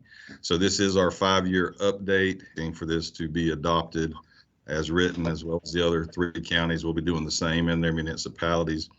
This does not require a public hearing for adoption, and I'd be happy to address any questions. Okay, any questions for Bobby Smith? I think falls in the category of one of those things that I talked about earlier that you guys are always prepared for, that we hope we never need, but then when it's up, it's nice to have it in place. Yes, sir. Okay, any other comments or questions? Okay, hearing, we'll move to item 4.9. This is debt refunding of general obligations, certificates of participation, limited obligation bond. I think on this one, we will be setting a public hearing for our regular meeting later on this month. And we're happy to have Susan Barrington with us to speak this item. Okay, so good evening. We have an opportunity to lower our future debt service payments by owning a portion of our outstanding debt. We continually look at the opportunities through each year to see if there's opportunities to lower our interest rates and lower our payments. With declining interest right now, it's a time to move on this. So as of June, we will go to the local government commission and ask for permission to refund a portion of our GO bonds, which are general obligation bonds, and our LOBs, which are limited obligation bonds at that time. So if we do that, then we will be to close on our debt in July, and therefore in the future years, we will be able to start our savings. So included in your agenda packet are sort of boilerplate things that will need to happen at the regular May meeting. One of them is a public hearing for this debt. And then, like I said, for any other debt, each month I come to you and you have things that you have to approve, but this is just the next step in that process. So the GO bonds and the limited obligation bonds are treated just a little bit different, so the documents look a little bit different for one. So for just to give you an idea, the general obligation savings over the next 7 years are around $343,000. And we were right now looking at an interest rate probably around 1.25%, which is pretty good. Typically, our interest rates are 3%, anywhere from 3% to 5%. So this is a great savings for us. For our LOBs, our savings over the next 16 years will be $3.2 million. And that's a net interest cost of around 1.34%. So I did not know if there's any particular questions or any more research you would like for me to do before we have our public hearing on May 18th. I'd be happy to take any questions or research in the next 2 weeks to get back with you of anything that you needed. If you needed a history of some of the debt or just anything that you would happen to want to know about, just let me know. Okay, commissioners, questions for Ms. Barrington? I don't have a question, but I have a comment. Thank you for some positive news. Absolutely, and they do a tremendous job of monitoring these situations, identifying those savings when they're available to the taxpayers of Cabarrus County, and for that we are very appreciative. Yes, absolutely. Yes. Yeah. Okay. Any other comments or questions? We will be setting that public hearing when we approve our agenda for our regular meeting a little later on. So we move now to 4.10. This is from Finance, Kannapolis City Schools, request for Kannapolis Middle School funding, and Susan will lead us off on that discussion as well. Absolutely. So we have Will Crabtree and Dr. Buckwell with us also on the line, but just want to update you, there is a final funding request needed for the Kannapolis Middle School. If you will recall, this is from our 2016 LOBS issue where we built Kannapolis Middle School, Royal Oaks, and Mount Pleasant Middle School. So this is the last piece for this particular funding mechanism that we would need to close out the Kannapolis Middle School. There's some need for some road work around the school, and there's just was not enough funds in the project to be able to cover the line item. I was able to move some money around from different savings like interest earnings and contractor sales tax savings and some other particular line items. So we were able to cover this need. There was a page in your agenda packet that shows you the original contract sum with all the change orders and the extra things that were needed out of the contract. And it just takes you down to where we need $328,000. However, the school already has $150,000 of that identified in their records. So we need to, as a county, cover the $178,000. And I do have, like I said, I will be able to do a budget amendment and ordinances to get that covered. And I know Will and Dr. Buckle on the phone if we have questions. Yeah, and we did have a little breakdown on our audio during part of your explanation. I think I was able to hear well enough, but if anybody else has any questions, that might be the reason why. So questions to Susan or to Will Crabtree, Dr. Buckle, who are also with us regarding this item. I guess the one question that I would ask, I know that there has been some litigation that has occurred regarding some of these contracts and the construction of this school. I'm curious as to whether all of those matters have been cleared up and those agreements have been reached. Yes, sir. This is Will Crabtree, and we have cleared all those matters up, and we are at an end to the project. As soon as the road is finished, that project will be completed. Okay, and I know that has been a troubling situation for you folks at different times. Did you reach a satisfactory conclusion in that process, or is that something that you're still displeased about? Well, I guess satisfactory is a good term. I don't think we're happy or unhappy about it. It was not an enjoyable process, but we did get to the end. Do we wish it was better? Yes. But going off what our attorney said, we got as far as we could go and had to come to a settlement. Very, very good. Thank you. Any other questions? Yes, Mr. Chairman. Will, this is Blake. Your letter, did the polls in your letter that you referenced, it doesn't appear that they have been moved yet. Is that correct? And if not, what's the schedule on getting those? Because that seems to be the crux of the hangup. Yes, sir. We've been fighting a year-and-a-half battle with Duke Energy and Windstream on 3 different poles. Duke Energy just moved 2 of their poles within the last month or 2. And we're actually still trying to work with Windstream to move the final pole, but they have been very not responsive.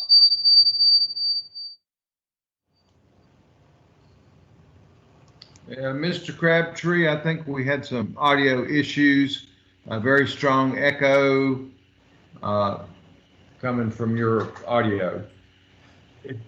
Yeah, I apologize. I think Dr. Buckle and I had our systems on at the same time. To kind of give an overview of that, Duke Energy's moved 2 of their poles, and Windstream we're still working on to have a pole removed.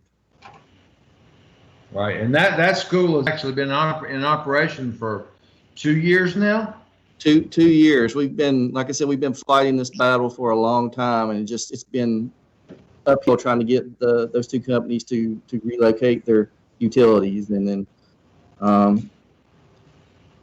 if anyone knows anybody at Windstream, we would love for them to come move their poles. So.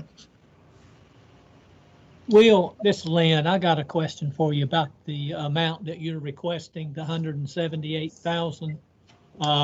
Had you not had to go through the litigation and all the different things that was wrong that caused the litigation, would we still be having to pay?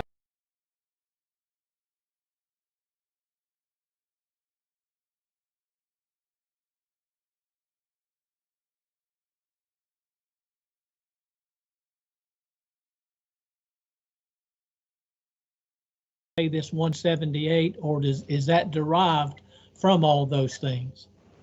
Because I know the budget was 36 million and some odd dollars there, and then it ended up being 37 million. I think that we still would have had to pay some of this. I can't tell you for sure it would be 178. But I still think that there would have been an overage there at the end of the contract when we were negotiating with the general contractor.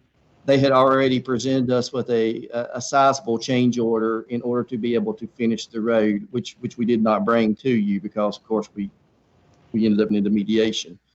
So I do think that we would have been in that boat either way, but just don't know if it had been to the 178 amount or not. Okay, thank you, Will.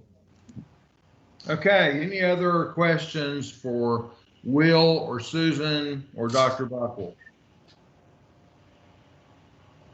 Okay, hearing none, we will move on. Thank you, gentlemen. Thank you. To item 4.11 from Human Resources, personnel ordinance changes for fiscal year 21. We're happy to have Lundy Covington with us to talk about that item. Thank you, Commissioners. I do have two sections of the personnel ordinance to share with you this evening. In an effort to keep things simple, we've created just a Word document with those changes highlighted. You should have a copy of that in your packets, and Lauren is also going to share those updates on the screen for you. So the first item ties to our merit range and our COLA budget. This item was discussed in the February retreat, and those changes were basically approved for fiscal year 21. But at this time, we need to modify our ordinance and our performance evaluation materials to reflect those changes. So the cost for the merit budget and the COLA would be included in the budget that will be presented to you next month. Looking at the screen and the changes, the changes in the first couple of paragraphs are just some basic wordsmithing. Where I'd really like to focus your attention is the chart. That's where the bulk of our changes were made. We created 3 different levels at the bottom of the chart, and we also expanded the ranges to accommodate that greater range. So if there's any questions, I'll kind of pause at this point for just a moment and let you absorb that. So basically, this is going from a merit budget that maxes out at 2.5% up to now 4%, and taking the same ratings and spreading those out. And it also reduces the cost of living. That's the next item. So right below that, you'll see a bullet about the cost of living, and that would be maxed out at 1%. We discussed retaining that language with the Consumer Price Index. The reason for that is if the CPI were actually lower than 1%, we would want the flexibility to present that lower number to the board. So any questions on that section? I guess for the purpose of this, I think, Commissioners, we talked about this before. The CPI was the determining factor on the cost of living, and then the ability for merit raises stopped at 2.5. So what we're asking you to do, and what we discussed before, was to lower the cost of living, which is that based on the CPI, and in fact increase the merit. So so increases are more on performance based than they are based on cost of living.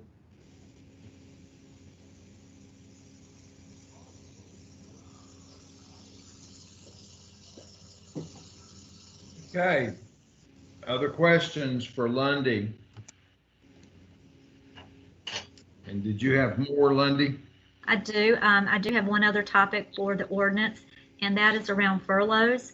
Our ordinance language previously has not included that language. We do have reduction in force and have utilized that tool in the past, but I don't know that we've ever had an opportunity to utilize furlough. So the language that I'm presenting to you is very basic and simple language that matches up to the process we've recently gone through. As the county manager said, we basically have had a few situations where work has not been available, and we utilized a furlough process that we feel is in the best interest of the county as well as the staff. In addition to moving 30 folks into reassignments throughout the county, we've identified 23 positions that we do not work for at this time and would like to consider those furloughed. So I have two requests on this for this evening. The first is approval of the language related to furloughs for the ordinance. Important to that, you'll note that there is a requirement that the Board of Commissioners authorize any furloughs and also returns to service. So I would also like to ask that you delegate that decision-making ability to the county manager. The reason for that in this case is so we don't have to continue coming back to the board. We're in a pretty fluid situation, and as employees may need to return, it would just simplify the process if you're comfortable allowing that to be an item the county manager can dictate for this particular incident. So questions on that provision or the two proposals? Lundy, this is Lynn. Just one question on the definition of furlough. Is this new language to this ordinance? It is. Again, we've had need in the past for a reduction in force, which is basically a permanent layoff, but we have not utilized a temporary layoff, which is basically what the furlough situation is. So the intent would be to have provisions where we can temporarily put people into a situation where they're not working, but then when business conditions become, when they change and we have work available, we can return them back to the positions they held previously. That's great. I think that's a good thing. Thank you very much, Lundy. Thank you. Lundy, does the ordinance change that you have proposed, of course, which would go on our regular meeting agenda, does it include that provision authorizing the county manager to take that action, or is that something additional that we need to include? That would be additional. I didn't feel that it would be appropriate to put that into the ordinance language itself. But in this case, I'm hoping you'll agree that that makes logistical sense. So that would be a second request. Okay, I will make a note. We can, when we approve our regular meeting agenda, that is an item that we can add if the board would like. Okay, any other questions for Lundy? Yeah, hopefully we soon get in a situation where these furloughs are not needed, but county government, like all other businesses, unfortunately has been placed in that position due to our current circumstances. So we're looking forward to working our way out of that situation. Let me ask one more question, Mr. Chairman, to Lundy.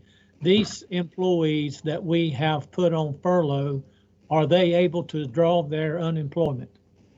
They are. The county, because we are putting them into a furlough status, we are basically submitting the request for them through the unemployment office, and then we will continue to update their office when we either have or don't have work available for them. So we are trying to streamline that process for our staff.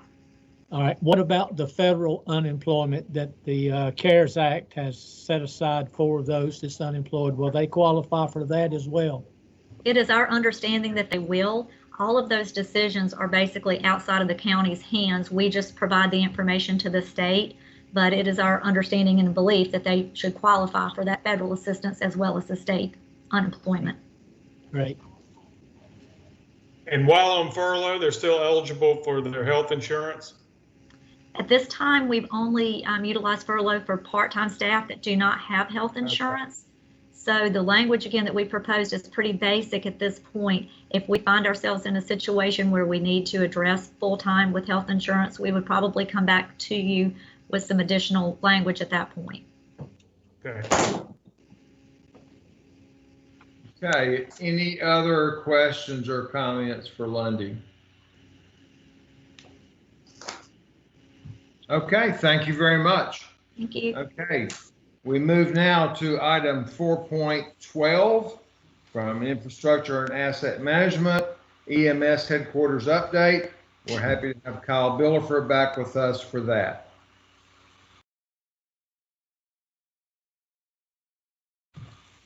Good evening, thank you. County staff would like to update the Board of Commissioners on the progress of the programming, site analysis, and estimated cost projections of the proposed EMS headquarters. Staff is going to kind of go through what our next steps are going to be and recommend what our construction delivery method will be of what we're suggesting.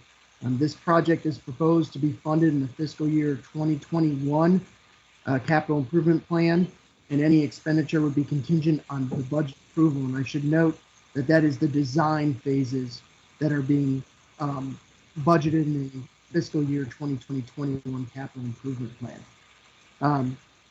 Over the past year, Infrastructure and Asset Management Deputy County Manager Jonathan Marshall and the EMS leadership staff have worked with ADW Architects on a full-blown programming for the EMS headquarters. In that contract that we had for the programming, we also allowed some funding to do different site analysis. So as different sites became available, we would look at what we actually programmed and came up with in a very rudimentary schematic design to see if it would fit on the site. Staff and ADW have worked and have determined that the site at the old fairgrounds, which is 789 Cabarrus Avenue West, could fit and could make both phase 1 and phase 2 of an EMS headquarters fit on site. We've actually had some meetings with the city of Concord about that site. And I believe the next few slides kind of show what ADW has come up with on a programming. Again, we have broken it up into a phase 1 and a phase 2. So phase 1 represents the actual headquarters, the training, the storage, the offices, all the administrative parts that are now housed at the Willowbrook EMS 1 location.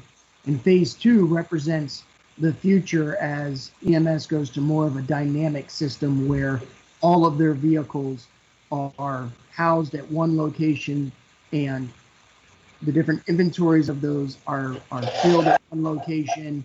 And while they're not being maintained there mechanically, they're being inventoried there. And then obviously they go onto their different routes. Jimmy Lentz is on this call and he can discuss kind of the system we're utilizing now versus that system in the future. But again, phase 2 is just for the future. So what we'd be looking at is going out for design on just phase 1. And we have actually put an RFQ out there and we've received 7 submittals from architectural firms ranging from North Carolina, Maryland, Virginia, and we have a selection committee that will review those and score those and move forward with the interview process.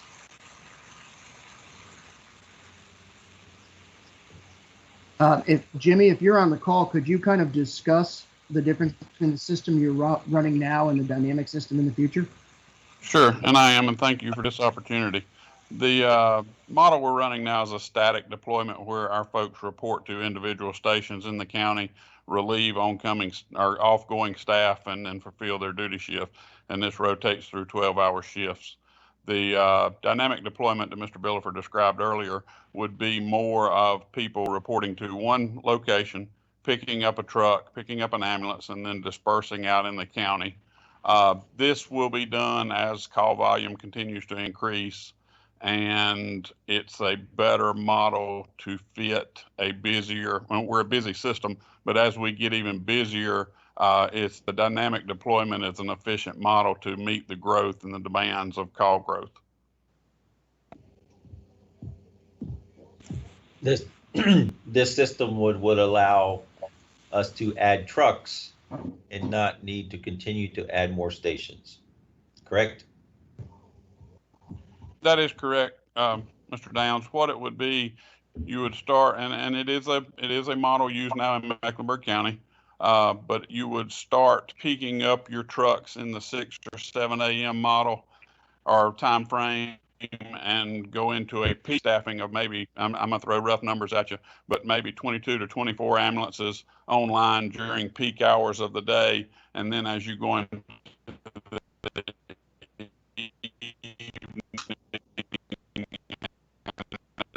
AM out, 2 a.m. 10 trucks online, but 12 noon to 2 p.m. in the afternoon, you have 22 or 24 trucks online. And you could do that with the similar staffing that we have now, or anyway, without exponential staffing growth, you can accommodate call load demands to meet more of peak time hours. So Jimmy, this will allow for a central location for all trucks to load both from all of your equipment, including your medicinal or pharmaceuticals, is right? That is correct. Everything would be housed at this location. As you all know, the current facility we EMS has occupied since 1977, maybe a move-in date of 78, and it has served us very well. But we've obviously grown it, and the EMS models have changed quite a bit in the last 35 or so years. So the new structure would meet all our demands. Simply now, we don't even have a loading dock to unload, larger shipments of supplies that come in, and sometimes can be problematic. Obviously, IAM works with us to overcome that, but this structure would definitely meet our needs. I have a question, guys, on this. This is Lynn, Jimmy, and Kyle, and Mike. Obviously, the location we're talking about here is well known for the big rocks, the volcanic rock and all of that, which obviously I know you guys took all of that into consideration. But why do we not consider putting this where we just bought the property on Cabarrus there, where we bought that from the Evangel Church? I know we're using that for asset management infrastructure, but that lot beside that, is that not an adequate size lot for what we want to do here? Commissioner We're going to spend a ton of money on, for site developments. It's going to kill us on site development to get that lot ready. Commissioner Shu, this is Jonathan Marshall. We looked at that. That parcel is actually not large enough to build both this facility and the parking we need, the training facilities to meet the needs both now and in the future for this dynamic system. So that's when we look back at this site. And you can imagine with the location analysis for a headquarters like this, we're looking for a central location, so those ambulances can get out all over the county, good road systems, which 29601 offer, and some proximity to the hospital also. So this kind of met all our needs. And then when you consider that we already own the property, we then started looking at what those additional development costs would be compared to buying another parcel of this size. And what we find is it still financially makes more sense to use this site, even with those development costs incorporated. And Kyle has already had a bunch of testing done, so we feel pretty good about, yes, we're going to have some additional costs because of that rock, and particularly with storm drainage and some foundations, but at the same token, we own this parcel already. Yeah, well, there's no doubt the location is perfect. I have, like I say, the only qualms I have with it, is obviously the site development is going to be quite a bit. And then, of course, you answered the question about the location on Cabarrus Avenue. But seems to me like it would have been, better to have it there at Cabarrus, so you sort of keep your stuff all together. But that'll work just fine too. It's just going to cost us more, I think. There are a couple of locational advantages we've explored. Our fleet has changed from diesel to gas, and Jimmy can talk more about that. But so we don't have the same fueling advantage that we had, but we do have some fueling options with the school bus garage there, as well as some of the pre-mounted tires and things that there can be some advantages to being next to that in terms of some savings and getting those vehicles working. Well, you sold me on that, Jonathan. You done good. Commissioner Shu, the empty parcel across the Infrastructure and Asset Management Operations Center, which is the piece of property you're talking at, 484 Cabarrus Avenue West, that's being looked at. We're sizing that for the emergency equipment warehouse, which is already an existing CIP to house actual trailers and those different types of auxiliary equipment from the Sheriff's Department, EMS, and emergency management. And obviously, once phase 2 of this EMS headquarters would be built out, we would be able to move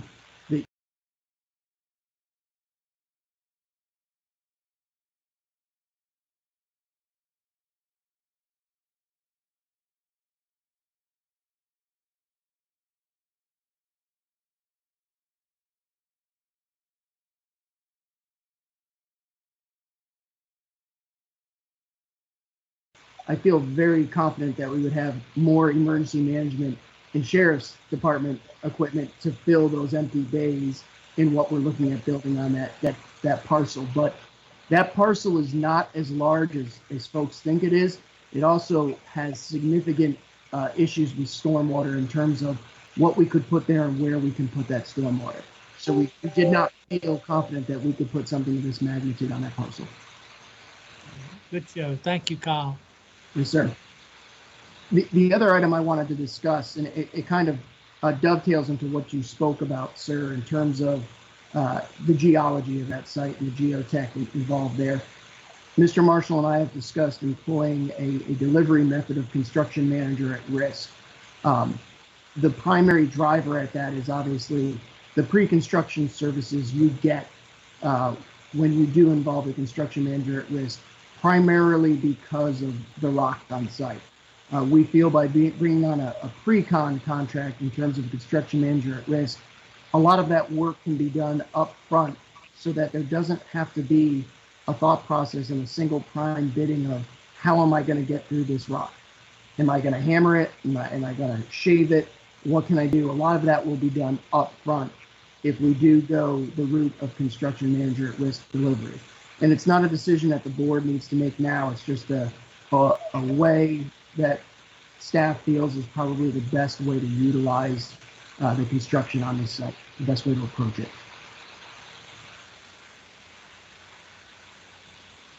Okay, any additional questions for Kyle regarding EMS headquarters update? Okay, thank you very much. Certainly a project that has been very long needed. I think those of us that have, excuse me, visited those existing facilities can attest to that. Okay, we will move now to item 4.13, also from Infrastructure and Asset Management, Sheriff's Training and Firing Range Renovation Bid Award. And I'll turn it back over to Kyle. Thank you again. Sealed bids were solicited for the Sheriff's Training and Firing Range Renovations project and were received on April 21st of 2020. However, only 2 bids were received. Due to the lack of the required bids, the 2 bids received remained sealed in a vault, and an extension period of 7 days was issued. At that point, staff and the contracted design engineering firm reviewed the 2 bids, since we have not received any additional ones, and we have come forward with a bid award recommendation. The winning bid is within the capital funding that is currently in place. In order to start construction immediately, and in order to accommodate the sheriff's in-house training schedule, staff requests award approval at the work session tonight. The requested action is to suspend the rules of procedure in order to take action due to time constraints. The motion to approve the bid and award and authorize the county manager to execute the contract between Cabarrus County and the awarded contractor, subject to revision by the county attorney. The winning bid was Metal Treatment Technology LLC from Arvada, Colorado. They are self-proclaimed as one of the largest and best firing range metal reclamation contractors. They do work all over the United States and in fact the world. We did actually only receive 2 bids, and the other bid was about $1 million higher, to give you an idea. To give you some history on this project, this has been a 2-year project of mine, and this is my 3rd time trying to bid. So to be able to get 2 bids was excellent for me. So I'm looking for the motion to suspend the rules and allow myself and the county attorney to work with a contract. The exact amount for the record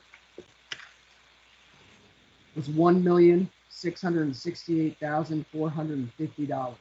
That represents the base bid and the contingency amount of 5%. Okay, any questions for Kyle regarding this contract? And Kyle, am I correct? This is primarily the recovery of the lead and the bullets that are fired into the banks out there at the firing range. which is something from an ecological standpoint we're required to do, right? Yes, it is, sir. And it's pretty substantial. So our range actually has two sides to it. A qualifying side, which is basically what it sounds like, where you walk up to a line and you shoot 10 bullets and they grade you on what you hit and how well you hit. Then there's another side that's called our combat side, which is more of what you kind of see on TV in terms of tactical training. So it would be excavation and filtering of both of that, and also treatment of that, and then placement back in the walls along with virgin material. In some cases, we know that the actual shot or the metal that you're speaking about is so heavy in the parts of the walls that they'll just have to literally take that off site. So there's unit cost on all of this. Great, thank you. Okay, any other questions for Kyle? Okay, hearing none, at this time I would entertain a motion to suspend our rules of procedure in order to take action on this item due to time constraints. I'll move for approval. So moved. Have a motion by Commissioner Shue, a second by Commissioner Honeycutt to suspend the rules. Is there any discussion? Hearing none, all in favor, please say aye. Aye. All opposed, please say no. That motion passes. And at this time, I would entertain a motion to approve the bid award and authorize the county manager to execute the contract between Cabarrus County and the awarded contractor, subject to revision by the county attorney. So moved. Second. Okay, we have a motion by Commissioner Poole, a second by Commissioner Kiger. Is there any discussion? Hearing none, all in favor, please say aye. Aye. All opposed, no. That motion passes. Thank you. Thank you, Ben. We move now to approval of our regular meeting agenda. You all have a copy of that before you. To the best of my knowledge, the only thing that we have discussed tonight that might need to be changed is an addition from Human Resources regarding the portion authorizing the county manager to take action in regard to the furlough situation that we talked about. And we can either add that as an item on our consent agenda or under new business. And I would request that Human Resources provide us the appropriate wording for that action. Commissioners, do you have a would you prefer that be under new business and come back up for discussion and approval? I'm okay with it being on consent if all we're talking about is the provision that she mentioned tonight of giving the discretion to the county manager. To the best of my knowledge, that I is. agree with Commissioner. Okay. So then I would propose that we would add that to be item F11 on our consent agenda. And as I said, we will request Human Resources to give us the proper wording to move forward with that. Are there any other changes or additions to our regular meeting agenda? Okay, hearing I'll none. move for approval As amended? yes. Second. Okay, we have a motion by Commissioner Honeycutt, a second by Commissioner Kiger to approve the regular meeting agenda as amended. Is there any discussion? Okay, hearing none, all in favor, please say aye. That would include the establishment of all the public hearings included on that agenda. Right. Right. Yes. Okay, any other discuss, and that just as a point of information, that is 2 public hearings, one regarding an economic development investment, the other regarding our refunding that we discussed earlier tonight. Okay, any other questions or comments? All in favor, please say aye. Aye. All opposed, no. That motion passes.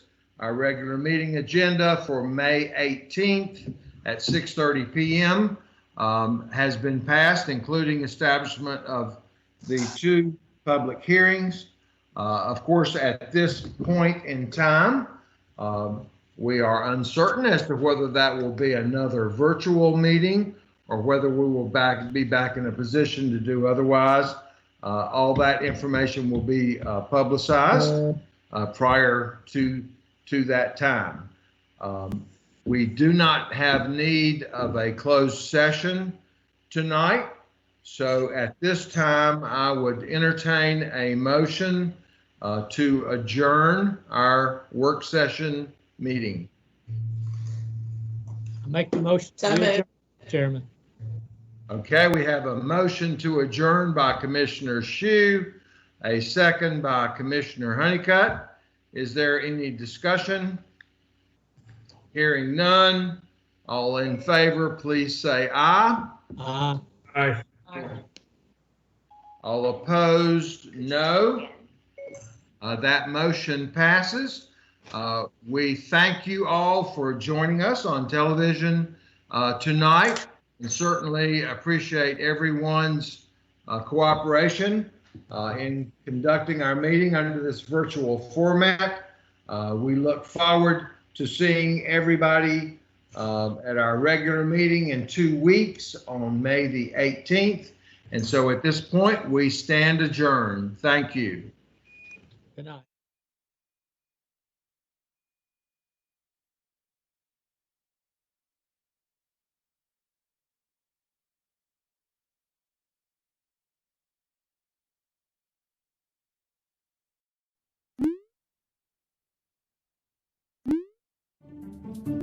We're going to be talking about what North Carolina Department of Transportation is doing in Cabarrus County. Could you sort of bring us